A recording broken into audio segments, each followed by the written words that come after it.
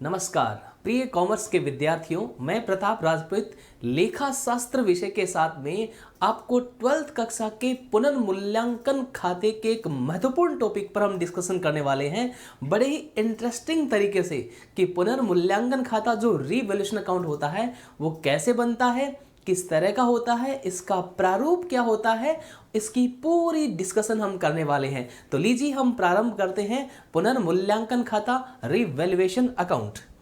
Revaluation account के लिए हमें बहुत सारे खूबसूरत तरीके से इसको देखना होगा कि ये अपन बनाते कब है। जब भी किसी फर्म के अंदर ये क्या है, किसी फर्म के अंदर साझेदार है, किसी फर्म के अंदर क्या है, साझेदार है। तो किसी भी फर्म के अंदर कोई नया साझेदार अगर आता है, यानी पहले से कोई बिजनेस चल रहा है, साझेदारी का कारोबार चल रहा है और उसके अंदर नया साझेदार जब आता है तब हमें संपत्तियों और दायित्वों का पुनः मूल्यांकन करना होता है। पुनः मूल्यांकन का मतलब यह है कि देखना पड़ता है कि हमारे संपत्तियों की कीमत बढ़ी है या घटी है। कब? जब कोई साझेदार फर्म के अंदर एडमिशन ले रहा है उस समय। नंबर 2, जब कोई साझेदार फर्म से चला जाता है, अवकाश ग्रहण करता है, उस टाइम भी हमें चेक करना पड़ता है कि फर्म की संपत्तियों और दायित्वों और आयोजनों के मूल्यों में कितना चेंज आया है। तो यानी नए साझेदार के प्रवेश पर और निवृत्ति पर या मृत्यु पर जो संपत्तियों और दायित्वों के मूल्य का पुनः निर्धारण करने के लिए, पुनः मूल्यांकन करने के लिए जो हम खाता बनाते हैं उसी को हम पुनर्मूल्यांकन खाता या रीवैल्यूएशन अकाउंट कहते हैं। ये जो पुनर्मूल्यांकन खाता है, इससे पता लगाया जाता है कि हमारी जो पहले संपत्तियां थी, जैसे ये एक मशीन है, हमारी जो पहले संपत्तियां थी और किसी साझेदार के प्रवेश करते समय या अवकाश ग्रहण करते समय उस असेट्स की कंडीशन क्या है। यानी पहले मशीन इस तरह से थी और वर्तमान में, वर्तमान का मतलब क्या होगा यहाँ पर, या तो किसी साझेदार के आने का समय या किसी साझेदार के जाने का समय, उस टाइम उसकी कंडीशन क्या है, उसकी वैल्यूएशन करना, उसका मूल्यांकन करना कि इसकी कीमत अब कितनी है। इसी तरह से दायित्व की हम बात करें तो ये 4 अलग अलग लोग देख रहे हैं कि किसी साझेदार के प्रवेश के समय या निवृत्ति के समय।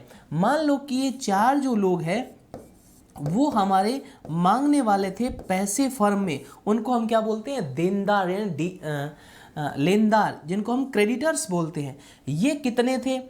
जैसे कोई साझेदार फर्म में प्रवेश कर रहा है, उससे पहले मान लो कि हमारे पास 4 हमारे फर्म में पैसे मांगने वाले लोग थे, लेकिन जब ये साझेदार आ रहा है उस समय एट प्रेजेंट हमने चेक किया तो सिर्फ 3 ही लोग हैं। इसको मतलब लेनदारों की संख्या में क्या हुआ, परिवर्तन हुआ, राशि में परिवर्तन हुआ।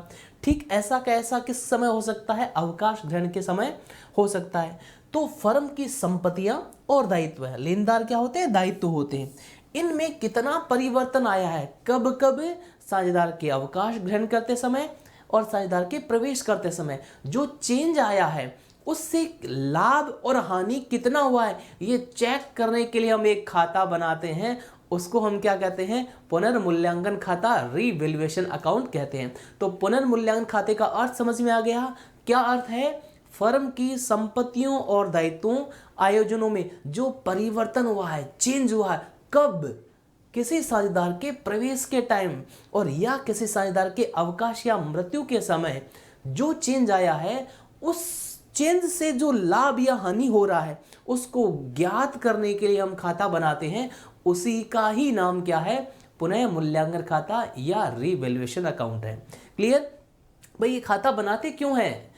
जब कोई फर्म पहले से चल रही है, 2 लोग मिलकर के कोई कारोबार कर रहे हैं, नया कोई साझेदार फर्म में आ रहा है, तो पहले से उस फर्म में जो स्थिति थी उसमें इसको हिस्सा थोड़ी दे देंगे। ये तो इनकी मेहनत है ना। अगर कोई भी संपत्ति है, दायित्व है, उससे पहले की में जो प्रॉफिट लॉस होगा, जो उन्होंने जो अर्जित किया है, जो मेहनत की है, उसमें सिर्फ हक इनका है। इनको कैसे दे देंगे? ये तो आने के बाद में हकदार बनेंगे। इसलिए इसके आने के समय हम पूरी जितनी भी फर्म के अंदर जो भी संपत्तियां हैं, यानी भवन है, मशीन है, प्लांट है, बिल्डिंग है, उन सबको चेक करते हैं एक एक को कि आज के समय इसकी कीमत कितनी है और फिर क्या करते हैं, उसका वैल्यूएशन कर लेते हैं कि मूल्यांकन कर लेते हैं और उससे जो लाभ हानि होता है उसको निकाल लेते हैं और ये आपस में बांट लेते हैं। इसको कुछ नहीं देंगे उसमें, जब नया आ जाता है एडमिशन विधिवत इसका हो जाता है, तिलक लगा करके इनको एडमिशन दे देते हैं, फिर ये हकदार हो जाएंगे। ठीक इसी तरह से जब कोई साझेदार फर्म से जाता है तो जितनी भी चीज़ें होती है उनमें अपना हिस्सा लेकर के जाता है, तो क्या किया जाता है, वापस मूल्यांकन किया जाता है। किस किस का मूल्यांकन किया जाता है, संपत्तियों का, दायित्वों का, आयोजन बढ़े घटे, इन सबको चेक किया जाता है। तो उस समय भी पुनर्मूल्यांकन खाता रिवैल्यूएशन अकाउंट बनाया जाता है। अब ये होता कैसे है, किस तरह से, इस पर हम बात करते हैं। इसका प्रारूप कैसा है, पुनर्मूल्यांकन जो खाता है उसको P&L एडजस्टमेंट अकाउंट यानी लाभ हानि समायोजन खाता भी कहते हैं। ठीक है, लाभ हानि समायोजन खाता भी कहते हैं। इसके दो पक्ष होते हैं, डेबिट और credit. Left hand side debit और राइट हैंड साइड क्या होता है, क्रेडिट होता है। ये वाला डेबिट और उधर वाला, ये वाला आपका क्या कहलाता है, क्रेडिट कहलाता है। अब इसको बनाते कैसे हैं, अब इसको बनाने का तरीका क्या रहता है, सबसे पहली बात है decrease in value of assets, यानी किसी भी साझेदार के प्रवेश पर या अवकाश ग्रहण करने पर अगर किसी भी संपत्ति की कीमत में कमी होती है, यानी संपत्तियों का मूल्य कम होता है, असेट्स की वैल्यू क्या होती है, कम होती है, डाउन होती है, तो उसको हमें कहाँ दिखाना है, रिवैल्यूएशन अकाउंट के डेबिट साइड में दिखाना है। ठीक इसका उल्टा, संपत्ति की कीमत अगर बढ़ जाती है, कब, किसी साझेदार के प्रवेश के समय या अवकाश ग्रहण करके समय, तो उसको रिवैल्यूएशन अकाउंट के क्रेडिट साइड में दिखाया जाएगा। इंक्रीज होता है तब, यानी संपत्तियों के मूल्य में क्या हो जाए, जब वृद्धि हो जाए तो उसको कहाँ दिखाना, आपको क्रेडिट साइड में दिखाना है। भाई सिंपल सी बात है, संपत्तियां बढ़ती है तो उनका संपत्तियों का से संबंधित खाते का नियम क्या कहता है, संपत्तियों में वृद्धि होती है तो डेबिट करो। ठीक है ना, तो एंट्री क्या बनती है, assets account debit to revaluation account, ledger से पोस्टिंग ये बन जाती है इसकी। ठीक इसी तरह से अगर दायित्व है और आयोजनों की वैल्यू बढ़ती है तो उसको डेबिट में दिखाना है। अगर दायित्व है और आयोजनों की वैल्यू बढ़ती है, कीमत बढ़ती है, तो उसे कहाँ दिखाना है, डेबिट में। और घटती है तो ठीक इसका उल्टा, अगर इन दोनों की कीमत में क्या होती है, दायित्व और आयोजनों की कीमत में कमी होती है, तो कहाँ दिखाना होता है, क्रेडिट में दिखाना होता है। इसके अलावा किसी साझेदार के प्रवेश या निवृत्ति के समय अगर ऐसी कोई संपत्ति है जो हमने भूल ही गए थे कि भाई ऐसी भी असेट्स भी हमारे पास कोई है क्या, चेक भी नहीं किया था कभी, हमने मान लो कि देखा कि एक हमारा गोडाउन था, छोटी सी जगह थी, उसके अंदर ऐसा सामान कुछ था जो हम काफी दिनों से देख ही नहीं रहे। अचानक से हमने देखा कि वहां पे एक हमारा पॉकेट पड़ा हुआ है और उसके अंदर कुछ पैसे रखे हुए हैं, और फिर याद आया अरे ये तो हमने रिकॉर्ड ही नहीं कर रखे थे, तो उसको हम बोलते हैं अनरिकॉर्डेड असेट्स। अनरिकॉर्डेड असेट्स, तो कोई भी आपकी अनरिकॉर्डेड असेट्स होती है, या मान लो कि एक कोई बाइक पड़ी, आपने देखा काफ़ी दिनों से काम में नहीं ले रहे, कोई साझेदार फर्म में आ रहा है या जा रहा है, उस टाइम हम वैल्यूएशन करेंगे, नहीं भाई इसकी कीमत कितनी है, इसको हम किसी को भी बेचते हैं तो कितना पैसा मिलेगा, तो उसको हम रिकॉर्डेड असेट्स बोलते हैं। ठीक इसी तरह से कुछ ऐसे लोग भी हो सकते हैं जिनको हमने मान ही नहीं रखा है कि हमारे में कोई पैसा मांग रहा है क्या फर्म के अंदर, वो कोई साझेदार फर्म में जब प्रवेश करता है या निवृत्त होता है तब उस टाइम आते हैं कि भाई आपकी फर्म में चेंज आ रहा है, आपकी फर्म में चेंजेज आ रहा है, परिवर्तन आ रहा है, तो हमारा जो पैसा है उसका क्या होगा, तो हम कहते हैं कि ओहो ये बात है क्या, तो वो होती है अनरिकॉर्डेड लायबिलिटीज, उनको पैसा देना पड़ता है। वो जा करके कहते हैं कि भाई हमारा पैसा दे दीजिए, आपकी फर्म में तो चेंजेज आने वाला है, नया पार्टनर या तो आ रहा है या जा रहा है, तो चेंज हो रहा है, तो चेंज हो रहा है तो हमें पैसा दे दीजिए, क्या पता बाद में आप दो या नहीं दो, तो उनको बोलते हैं अनरिकॉर्डेड लायबिलिटीज। यानी ऐसे लोग जिनको हम भूल गए थे या लिखा नहीं था और वो अचानक से आके कहते हैं कि भाई हमारा पैसा है दीजिए, तो उसको बोलते हैं अनरिकॉर्डेड लायबिलिटीज।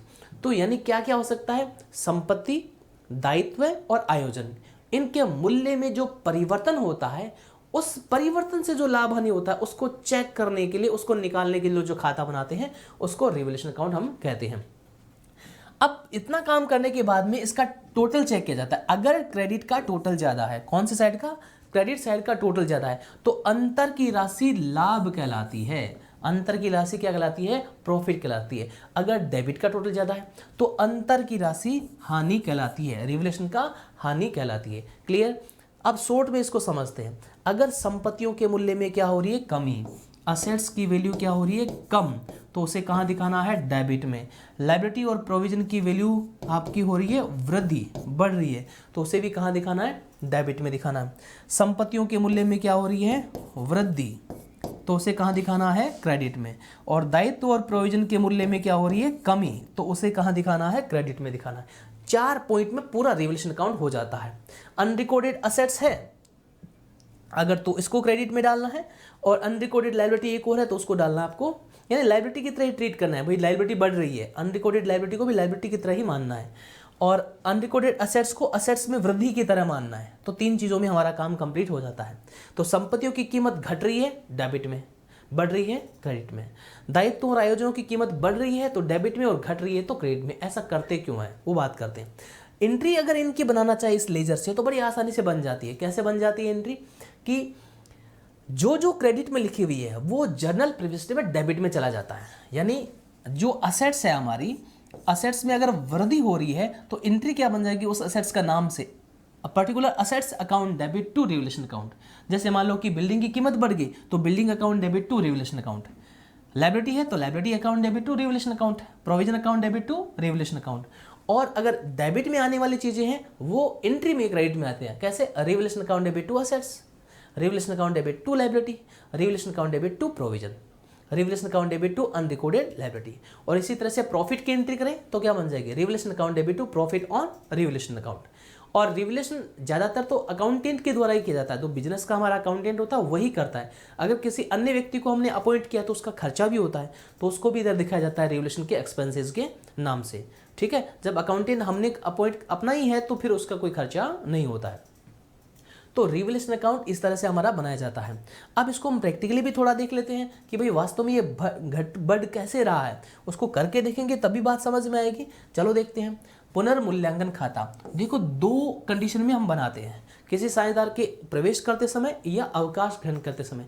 हम मान लेते हैं कोई फर्म में साझेदार प्रवेश कर रहा है, फर्म में कोई साझेदार प्रवेश कर रहा है, उस समय हमारा जो भवन है हम उसका क्या करते हैं, वैल्यूएशन करते हैं। पहले तो देखते हैं पुराना मूल्य इसका, ओल्ड प्राइस, ओल्ड प्राइस पुराना मूल्य, और उसका वैल्यूएशन नया मूल्य, नए साझेदार के प्रवेश पर वैल्यूएशन। वैल्यूएशन का मतलब होता है मूल्यांकन, वैल्यूएशन करते हैं हम उसका। तो मान लेते हैं कि नया साझेदार जब फर्म में आ रहा है उससे पहले ये देखिए बिल्डिंग, ये बिल्डिंग थोड़ी सी पुरानी नजर आ रही है। इसकी कीमत मान लेते हैं 5 लाख रुपए। कितने रुपए, 5 लाख रुपए। और जब नया साझेदार आ रहा है उस समय बिल्डिंग को अपने उससे पहले ही मान लो कि तैयार करवाया था, तो खूबसूरत नजर आ रही है एकदम बढ़िया सी। तो इसकी कीमत, वैल्यूएशन हमने करवाया तो इसकी कीमत कितनी है, 6 लाख रुपए। हमने पूछा कि भाई इस बिल्डिंग को अगर बेचना चाहें तो वर्तमान में कितने पैसे मिलेंगे, तो वैल्यूएशन करने वाले ने कहा कि 6 लाख रुपए मिल जाएंगे। इसका मतलब पुरानी वैल्यू कितनी थी, 5 लाख रुपए थी। नई वैल्यू नए साझेदार के प्रवेश पर कितनी बता रहा है, 6 लाख रुपए वैल्यूएशन किया जा रहा है। दोनों का अंतर कितना है, दोनों का अंतर है 1 लाख रुपए। दोनों का अंतर कितना है, 1 लाख रुपए। अब बताओ इस भवन की कीमत बढ़ी या घटी, सिंपल सी चीज है ना, बता सकते हैं ना। भवन की कीमत क्या हो रही है, बढ़ रही है। इसका मतलब ये 1 लाख रुपए जो बढ़ रहे हैं वो रीवैल्यूएशन अकाउंट, पुनर्मूल्यांकन खाते में दिखाए जाएंगे। किस में दिखाए जाएंगे, रीवैल्यूएशन अकाउंट में दिखाए जाएंगे। अब प्रश्न है कि रीवैल्यूएशन अकाउंट में ये भवन की कीमत किस साइड में दिखाई जाएगी, उसके लिए अपने को रूल पता होना चाहिए। रूल क्या कहता है, असेट्स में वृद्धि होती है क्रेडिट में, असेट्स में वृद्धि होती है तो क्रेडिट में, कमी होती है तो डेबिट में। क्या हो रही है, असेट्स की कीमत में वृद्धि हो रही है, तो कितनी वृद्धि हो रही है, ये जो वृद्धि हो रही है उसको रिवैल्यूएशन अकाउंट के कौन से साइड में दिखा देंगे, क्रेडिट साइड में। ठीक है, एकदम सिंपल सा है इसका। तो अब जितनी भी असेट्स होती है, कोई भी असेट्स हो चाहिए, building, plant, machine, furniture, debtor, stock, cash, जो भी है, जिस भी असेट्स में अगर वृद्धि हो रही है तो वो रिवैल्यूएशन अकाउंट के किस साइड में जाएगी, क्रेडिट साइड में। सिंपल, एकदम आराम से कर लेंगे। और अगर असेट्स में इसका उल्टा, अगर असेट्स में क्या हो रही है, कमी हो रही है, तो रिवैल्यूएशन अकाउंट के किस साइड में जाएगी, वो डेबिट साइड में चली जाएगी। नेक्स्ट देखिए, जैसे इनको मान लेते हैं लेनदार और ये कम हो रहे हैं, यानी कोई साझेदार फर्म में प्रवेश कर रहा था, उस समय हमारे लेनदार थे 40,000 रुपये। प्रवेश करने से पहले लेनदार कितने के थे, 40,000 रुपये के। और जब साझेदार आ रहा है उस टाइम कितने की है, 30,000 रुपये के, यानी लेनदार कम हो गए हैं। तो देखिए कितना कम हुआ है, 10,000 रुपये। 10,000 रुपये के लेनदार कम हुए। लेनदार क्या होती है, हमारी दायित्व है, ये लायबिलिटी में आता है हमारा। अब लायबिलिटी में क्या हो रही है, कमी हो रही है, लायबिलिटी में क्या हो रही है, कमी हो रही है। लायबिलिटी जब कम होता है तो किस साइड में जाता है, रूल देखेंगे। रूल क्या कहता है, लायबिलिटी में कमी होती है क्रेडिट साइड में, लायबिलिटी में कमी होती है तो किस साइड में, क्रेडिट साइड में। तो इसे कहाँ दिखाया जाएगा, रीवैल्यूएशन अकाउंट के क्रेडिट साइड में दिखाया जाएगा। ठीक इसी तरह से, अच्छा पहले इसको दोनों चीज़ें कॉन्सेप्ट क्लियर कर लेते हैं। अगर जितनी भी लायबिलिटी है उनमें किसी भी लायबिलिटी में, मतलब बैंक लोन है, क्रेडिटर है, बिल्स पेबल है, जितनी भी लायबिलिटी है उनमें किसी भी साझेदार के प्रवेश या निवृत्ति के समय कमी होती है तो रिवैल्यूएशन के क्रेडिट साइड में जाएंगे। और अगर वृद्धि होती है, 40 से 50 हो जाते हैं तो किस साइड में चला जाता, अपोजिट डेबिट साइड में चला जाता। एक और देख लीजिए, मशीन पहले इसकी कीमत मान लेते हैं, कोई साझेदार फर्म में आने से पहले इसकी कीमत थी हमारी 50,000 रुपये की, और बाद में क्या मशीन को काम में लेते हैं तो उसकी स्थिति क्या हो जाती है, खराब हो जाती है। नए साझेदार के प्रवेश के समय हमने मूल्यांकन किया तो कितना था, 30,000 का। दोनों का अंतर कितना हुआ, 20,000। 20,000 क्या हुआ है, कमी हुई है। मशीन क्या होती है, संपत्ति के मूल्य में कमी होती है। संपत्तियों के मूल्य में कमी होती है तो कहाँ दिखाते हैं, रिवैल्यूएशन अकाउंट के डेबिट साइड में। संपत्तियों के मूल्य में कमी होने पर कितने की कमी हुई है, 20,000 रुपये की। इस 20,000 रुपये को कहाँ दिखाएंगे, रिवैल्यूएशन अकाउंट के डेबिट साइड में। तो कहने का मतलब क्या हुआ, संपत्तियों के मूल्य में कमी होती है तो डेबिट में, वृद्धि होती है तो क्रेडिट में। दायित्वों के मूल्य में कमी होती है तो कहाँ दिखाएंगे, क्रेडिट में, और वृद्धि होती है तो डेबिट में दिखाएंगे। ये छोटा सा सिंपल सा हमारा नियम है और इस तरह से इसकी एंट्री हम करते हैं। तो समझ में आ गई बात, क्लियर हो गई एकदम अच्छे से। तो रिवैल्यूएशन अकाउंट क्या है, फर्म के नए साझेदार के प्रवेश पर और निवृत्ति पर बनाया जाता है और इससे संपत्तियों और दायित्वों को क्या किया जाता है, पुनर्मूल्यांकन किया जाता है। एंट्रियां भी आसानी से की जा सकती है। इसकी मैं अगर आपको एंट्री बताऊं तो आराम से कर सकते हैं। क्या एंट्री बनेगी, असेट्स का नाम क्या है, बिल्डिंग, तो एंट्री बन जाएगी building account debit to revaluation account. Building की कीमत बढ़ रही है ना, तो बिल्डिंग अकाउंट डेबिट टू क्या हो जाएगी, रिवैल्यूएशन अकाउंट। यहाँ क्या है, रिवैल्यूएशन के किस साइड में जा रही है, डेबिट में जा रही है, सॉरी क्रेडिट में जा रही है। तो एंट्री क्या बनेगी, क्रेडिटर, लेनदार को क्या बोलते हैं, creditor account debit to revaluation account. इसकी एंट्री क्या बनेगी, ये रिवैल्यूएशन के डेबिट में जा रहा है तो revaluation account debit to machine account. इसकी एंट्री क्या बन जाएगी, revaluation account debit to machine account. यानी बिल्डिंग तो जा रहा है कहाँ, क्रेडिट में। अच्छा, अब इसमें एंट्रियां याद रखने की जरूरत नहीं, ऐसे भी कर सकते हैं अपन। संपत्ति की कीमत बढ़ रही है, संपत्तियों खाते का नियम क्या कहता है, संपत्तियों में वृद्धि होती है तो डेबिट करो। तो assets account debit to revaluation account, building account debit to revaluation account. Machine की कीमत क्या हो रही है, कम हो रही है, संपत्ति की कीमत कम होती है तो उसको क्रेडिट किया जाता है ना। तो revaluation account debit to assets का नाम आ जाता है। असेट ये लायबिलिटी है, लायबिलिटी बढ़ती है तो क्रेडिट होती है, लायबिलिटी बढ़ती है तो क्रेडिट होती है और कम होती है तो डेबिट होती है। तो इस तरह से चाहे कैसा भी प्रश्न हो उसमें आपको चाहे एंट्रियां पूछी जाए, चाहे आपको आपका रिवैल्यूएशन का अकाउंट पूछा जाए, हम आराम से कर सकते हैं, कहीं कोई दिक्कत नहीं आती है। अनरिकॉर्डेड लायबिलिटी का और अनरिकॉर्डेड असेट्स का भी आपको मैंने बता दिया। तो कुल मिलाकर के रिवैल्यूएशन अकाउंट नए साझेदार के प्रवेश पर या निवृत्ति पर बनाया जाता है और संपत्तियों और दायित्वों का जब पुनर्मूल्यांकन करते हैं तो उससे होने वाले लाभ हानि का पता लगाने के लिए बनाया जाता है। ठीक है, तो मैं समझता हूं आपको रिवैल्यूएशन अकाउंट की जो चीज़ है वो पूरी की पूरी समझ में आ गई होगी। और रिवैल्यूएशन को डिटेल से आपको जानना है, रिवैल्यूएशन के और बहुत सारे प्रश्न भी आपको देखने हैं, डाउट भी आपको पूरे क्लियर करने हैं, तो आप उत्कर्ष ऐप को इंस्टॉल कीजिए। उसमें आपको पूरी क्लासें मिलेगी, पूरा कोर्स मिलेगा आपको ये क्लास पसंद आई है तो इसको लाइक कीजिए, चैनल को सब्सक्राइब कीजिए और अपने दोस्तों में अपडेट रहने के लिए इसको शेयर भी कीजिए। उत्कर्ष से जुड़ने के लिए आप सभी का बहुत बहुत आभार।